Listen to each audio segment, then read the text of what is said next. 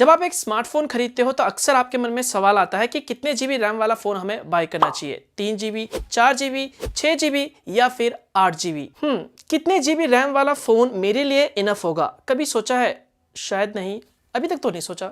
सोच लो यार, क्या जाता है सोचने में। चलिए आज इस वीडियो में मैं आपको बहुत ही सिंपल तरीके से समझाने वाला हूं कि कितने जीबी रैम वाला स्मार्टफोन आपके लिए बेस्ट हो सकता है। लेकिन उससे पहले इंट्रोडक्शन तो यार बनता है ना।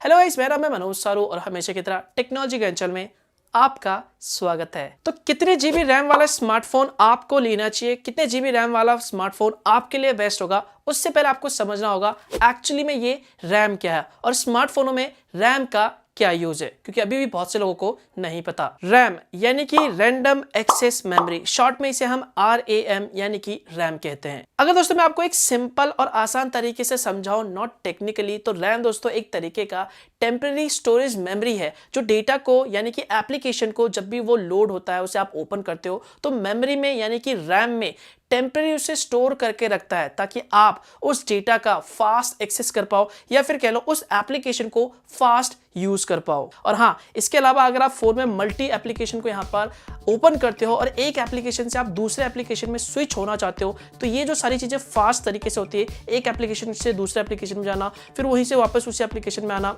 ये सारी चीजें दोस्तों रैम की वजह से फास्ट तरीके से पॉसिबल हो पाता है। मतलब जब आप अपने मोबाइल में कोई एप्लीकेशन को ओपन करते हो तो वो एप्लीकेशन आपके रैम में लोड हो जाता है। अब ये जो ऐप है दोस्तों आपके रैम में तब तक रहेंगी जब तक दोस्तों आप उस ऐप को क्लोज यानी कि बंद नहीं कर देते या फिर आप अपने फोन को रीस्टार्ट नहीं कर देते। तो सिंपल में कहूं तो रैम में जो डेटा स्टोर होता है वो टेम्पररी स्टोर होता है, इसलिए मैं आपसे कह रहा था कि ये एक तरीका दोस्तों टेम्पररी स्टोरेज मेमोरी है। अब दोस्तों अगर आप स्मार्टफोन इंडस्ट्री के हिस्ट्री को देखोगे तो पहले स्मार्टफोनों में आपको 128 MB, 512 MB, 1 GB, 2 GB के रैम देखने को मिलते थे। और आपने नोटिस किया होगा, अगर उस समय जब ये रैम वाले स्मार्टफोन आते थे उस समय आपने स्मार्टफोन यूज किया होगा तो आपको पता होगा उस वक्त जो एप्लीकेशन आते थे वो भी काफी ज्यादा लाइट वेट होते थे। बट दोस्तों जैसे जैसे टाइम बढ़ता गया वैसे वैसे नई टेक्नोलॉजी आने लगी, जो एप्स है दोस्तों वो अपग्रेड होने लगी। पहले लाइट वेट एप्लीकेशन आपको देखने को मिलते थे, लेकिन आज के समय में आपको हैवी एप्स देखने को मिलते हैं। जितने भी आजकल के आप एप्लीकेशन देखोगे तो नॉर्मली अगर आप देखोगे तो कम से कम जो एप्लीकेशन का साइज होता है वो 50 MB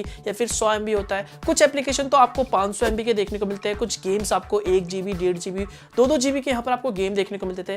पहले टाइम पे ये जो एप्लीकेशन थे दोस्तों वो आपको कुछ KB में, MB में देखने को मिलता था, बट समय के साथ साथ सब कुछ बदलता रहता है। तो अगर आप देखोगे आजकल नॉर्मली स्मार्टफोनों में कम से कम 4 GB रैम तो जरूर होनी चाहिए। और देखा जाता है दोस्तों स्मार्टफोन इंडस्ट्री में जो 4 GB रैम है वो स्मार्टफोनों में एक तरीके से स्टैंडर्ड भी बनता जा रहा है। इनफैक्ट कंपनी भी यही सोचती है कि आज के समय में स्मार्टफोनों में कम से कम 4 GB रैम तो जरूर होनी चाहिए ताकि यूजर्स दोस्तों जो एप्लीकेशन है उसे स्मूथली ओपन कर सके, मल्टीटास्किंग कर सके। इनफैक्ट अगर वो गेमिंग भी करना चाहते हैं तो वो नॉर्मल गेमिंग भी कर सके, ताकि दोस्तों यूजर्स का जो एक्सपीरियंस है वो खराब ना हो, चाहे एप्लीकेशन ओपन करना हो, नॉर्मल गेमिंग करनी हो, मल्टीटास्किंग करनी हो। तो इन सभी के लिए आजकल के स्मार्टफोन में जिस तरह से हैवी एप्लीकेशन मार्केट में आ रहे हैं इसके हिसाब से एटलीस्ट फोन में 4 GB रैम तो जरूर होनी चाहिए। अब अगर आप नोटिस करोगे जो स्मार्टफोन ब्रांड है वो एक ही स्मार्टफोन के अलग अलग जो रैम वेरिएंट है वो लॉन्च करते हैं। अब ऐसा इसलिए क्योंकि यूजर अपनी डिमांड के हिसाब से या फिर अपने जरूरत के हिसाब से अपने लिए एक बेस्ट रैम वाला स्मार्टफोन जो भी उसकी जरूरत है उस हिसाब से वो अपने लिए एक रैम सिलेक्ट कर सके। अब जितने भी मार्केट में अगर आप एंट्री लेवल वाले स्मार्टफोन देखोगे जो कि 5,000, 6,000 या फिर 7,000 रुपए में आते हैं, उन सभी में आपको 2 GB की रैम या फिर 3 GB की रैम यहां पर आपको देखने को मिलता है। अब ये जो रैम है दोस्तों उन यूजर्स के लिए इनफ माना जाता है जो एक फीचर फोन से स्विच होते हैं स्मार्टफोन में, यानी कि जो पहली बार एक नया स्मार्टफोन खरीदते हैं। फॉर एग्जाम्पल के लिए आपके पापा हो गए, आपकी मम्मी होगी या फिर आपके दादा दादी हो गए, उन लोगों को यहाँ पर स्मार्टफोन देना है तो उन लोगों के लिए ये जो रैम है या फिर कह लो एंट्री लेवल वाला स्मार्टफोन है वो बेस्ट माना जाता है, क्योंकि इसमें आपको 2 GB रैम, 3 GB की रैम देखने को मिलती है और ये इनफ माना जाता है। लाइक एप्लीकेशन को, सोशल मीडिया एप्लीकेशन जैसे कि फेसबुक हो गया, उन्हें व्हाट्सएप यूज करना है या फिर यूट्यूब में कोई वीडियोस देखना है। आजकल के समय दोस्तों मैं आपको यही रेकमेंड करूंगा कि 2 GB रैम वाला फोन तो बिल्कुल भी मत खरीदे, वरना आपको हैंग काफी ज्यादा देखने को मिलेगा उस फोन में। एंट्री लेवल स्मार्टफोनों में एटलीस्ट 3 GB रैम वाला फोन तो जरूर बाय करें। आज के समय में 2 GB रैम को भूल जाओ। बट दोस्तों आप यहाँ पर सोशल मीडिया एप्लीकेशन को यूज करने के साथ साथ जैसे कि फेसबुक आप यूज करते हो, व्हाट्सअप, इंस्टाग्राम, ट्विटर यूज करते हो, यूट्यूब यूज करते हो, इन सभी के यूज करने के साथ साथ यहाँ पर आप फोन में यहाँ पर अच्छी खासी गेमिंग भी करना चाहते हो, तो आज के समय में आपको एटलीस्ट 4 GB रैम वाला स्मार्टफोन तो जरूर बाय करना चाहिए। 4 GB से रैम से बिल्कुल नीचे नहीं आपको करना है अगर आप फोन में गेमिंग भी करना चाहते हैं। मैं यहाँ पर हार्डकोर गेमिंग या फिर एक्सीलेंट गेमिंग की बात नहीं कर रहा, लेकिन दोस्तों आप एक नॉर्मल गेमिंग से उठ के एक हैवी गेमिंग करना चाहते हो, आप एक गेमर हो, आपको गेमिंग करना बहुत ज़्यादा पसंद है, आप फोन में बहुत ज़्यादा हैवी गेमिंग करते हो, बहुत हैवी वाले जो गेम्स है लाइक 500 MB, 1 GB, 1.5 GB वाले गेम्स को खेलते हो, तो फोन में कम से कम 6 GB की रैम जरूर होनी चाहिए। तो हैवी गेम्स के लिए आप कम से कम 6 GB रैम वाले स्मार्टफोन को चूज करें। लेकिन दोस्तों आप इससे भी ज़्यादा एक हार्डकोर गेमर हो, बहुत हैवी गेमिंग करना चाहते हो, आप फोन स्पेशली सिर्फ और सिर्फ गेमिंग के लिए ले रहे हो और आपने जो स्मार्टफोन खरीदा है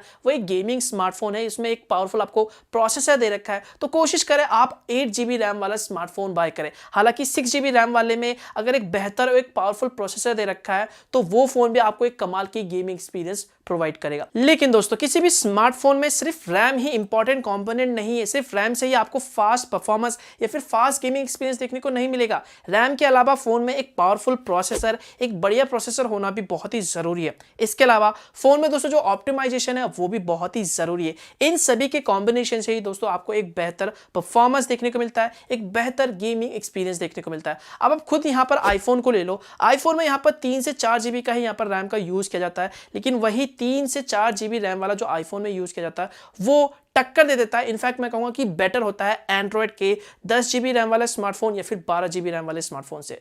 यस, सो एक ज्यादा रैम के साथ एक पावरफुल प्रोसेसर और एक बेटर ऑप्टिमाइजेशन भी बहुत ही जरूरी है। आई होप दोस्तों आपको ये वीडियो पसंद आएगा। अगर हाँ, वीडियो को लाइक कर देना, वीडियो को शेयर कर देना, चैनल को सब्सक्राइब कर लेना, बेल आइकन पर दबा के रखना। मिलता हूं एक और नए इंटरेस्टिंग वीडियो के साथ, तब तक के लिए बाय बाय।